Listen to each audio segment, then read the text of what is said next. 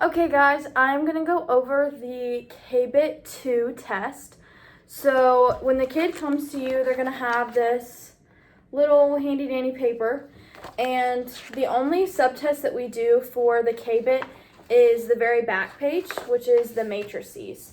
So just remember that when the kid comes, you're only having to do the matrices portion of the K-BITT. So when we get the kid, they'll give us their paper and we'll have our flip book, which has all of the instructions. So whatever you need to say to the child will be in this flip book. So when you flip it, it will have what they need to point to on this page, and then on the back, it's going to have all of our directions and what we should say. So when we're giving feedback to the kid, we want to remember not to be specific. We can't tell them if it's correct or incorrect, and we can't really tell them, hey, you've got this many right and you have this many to go.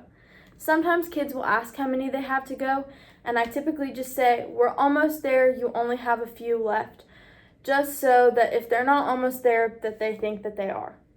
So some feedback that you could give a child is, thank you for sitting so quietly in your seat, I really appreciate it, or thank you for working so hard. We want to continually boost the child up and encourage and boost their morale, but we don't want to say that they got the answer correct or incorrect because it can skew results. So when you're looking at the manual, some of them will have little apples beside of them. The apples means that these are trials. So the ones that have apples beside of them, you can say whether the child got it correct or incorrect because it's just practice.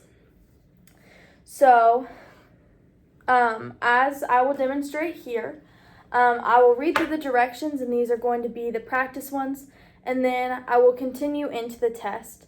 For the purpose of time, once we get to a certain point, I'll flip to a different part of the book where the directions do change.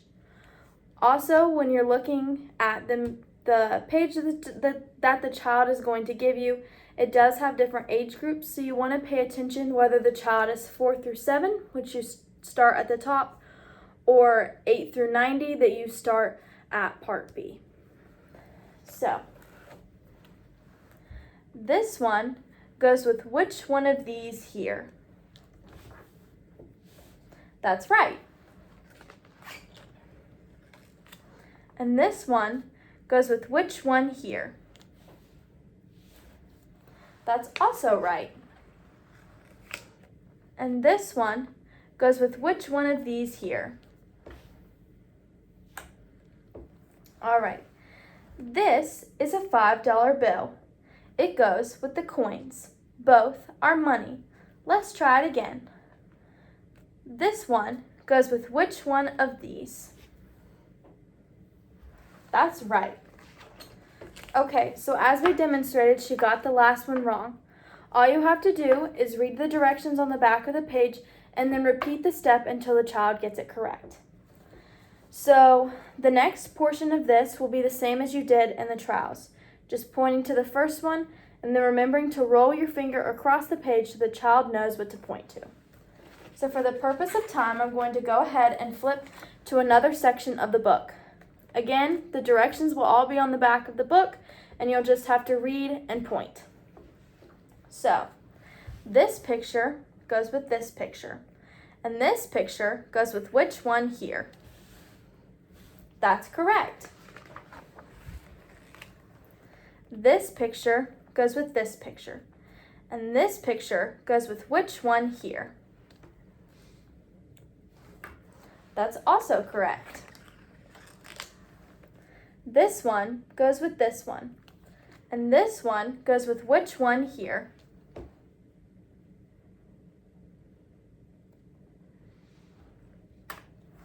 That's correct. So again, after they get all the trials correct, you're going to continue through the book. Again, for the purpose of time, we're going to flip to the last section of the book as it gets harder as the child progresses.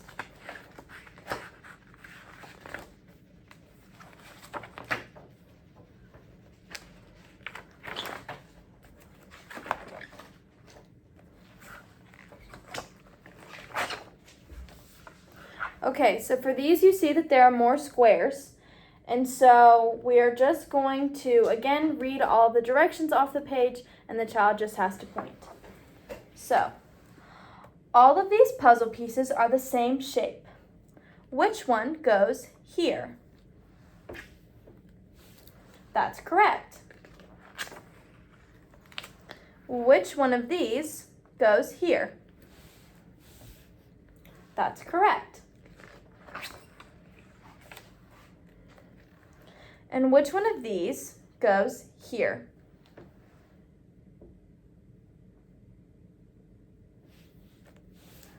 That's correct. So again, after you finish the trials, you'll just continue through the book.